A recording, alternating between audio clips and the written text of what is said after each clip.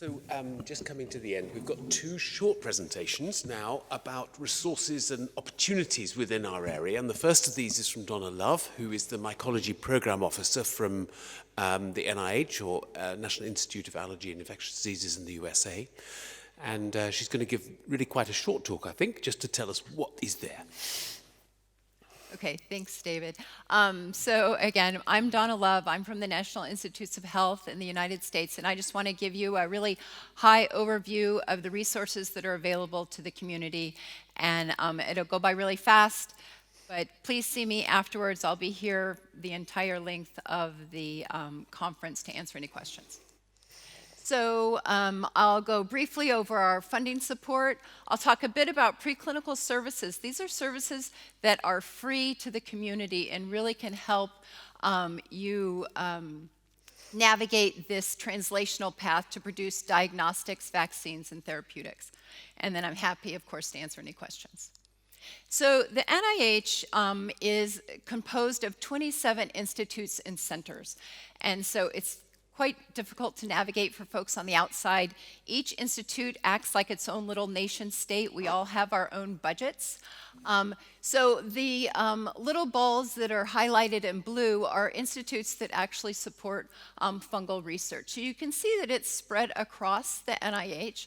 However, NIAID is by and large the largest supporter of fungal research. We have over 200 active grants. And so I'm at the National Institute of Allergy and Infectious Disease, NIAID, and our mission is leading research to understand, treat, and prevent infectious, immunologic, and allergic diseases. So anytime you apply to the NIH, the particular institute, you want to make sure you're well within that mission. You don't want to be in a gray area. So of course, I cover invasive fungal diseases. And I just wanted to give you an idea of the portfolio by the different fungal pathogens. So Candida takes up the lion's share of my portfolio. And here you can see Aspergillus and the Mucormycosis. I would love to see more Aspergillus applications come in so that we could fund more Aspergillus work. So please send in more applications. So again, I think it is reflective of the size of these communities as to the amount of resources that are dedicated to them. I don't think it actually might not represent the morbidity and mortality associated with some of these fungal diseases.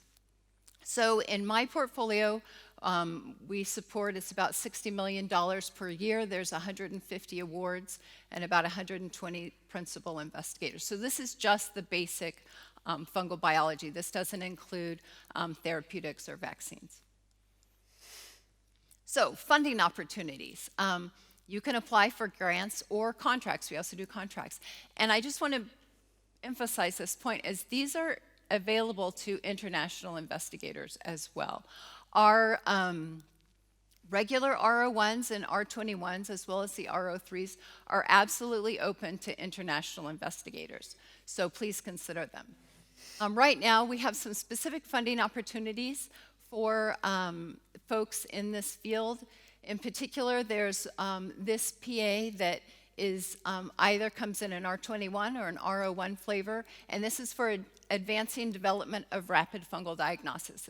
This is something that we really want to support and that we care deeply about.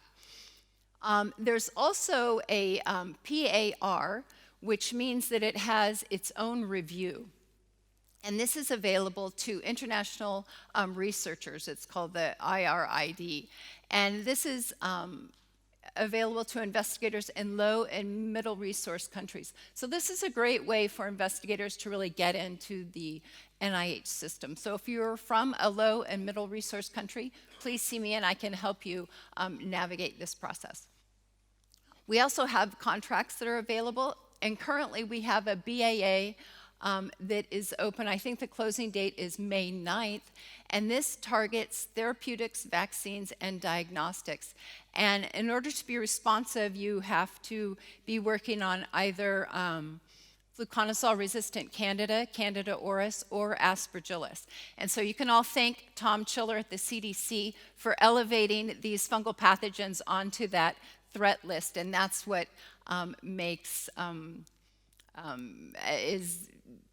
enables the fungal pathogens to be eligible for this BAA. So if you see Tom at an upcoming meeting, thank him. So our institute is what we call a payline-driven institute. So people often ask me, you know, is my research something that you would want to fund? I don't fund any research. It's really the review committee decides whether it's meritorious, and they give it a score. And then we post those scores on our website. So right now, the regular RO1s, the fundable score is a 14th percentile.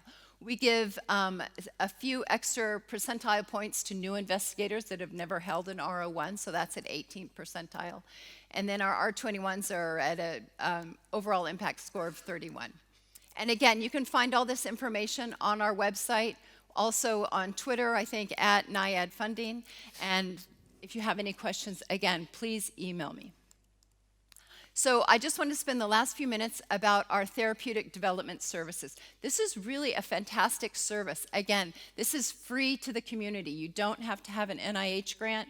You don't have to be a domestic researcher. Anyone in the world can apply for this.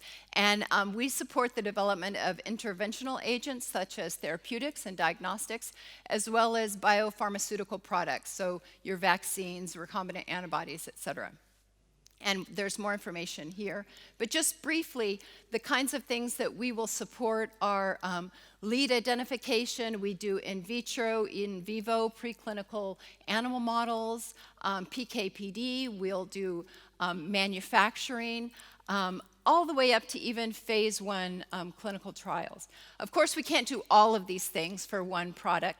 This is gap filling, but certainly the low barrier, we're happy to do MIC testing for any therapeutic that you have or that you're developing. And then we just continue the conversation. Again, it's gap filling, but they really are substantial resources for the community.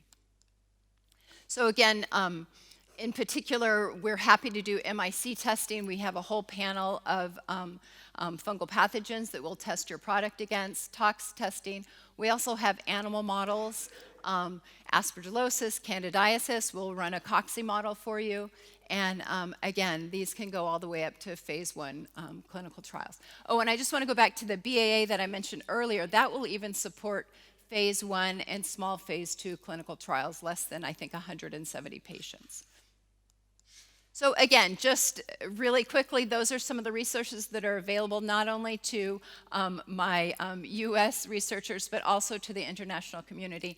And please do not hesitate to email me. I love to interact with the community, and there's lots of tips and tricks to navigating the system, and I'm happy to help you do that. Thank you.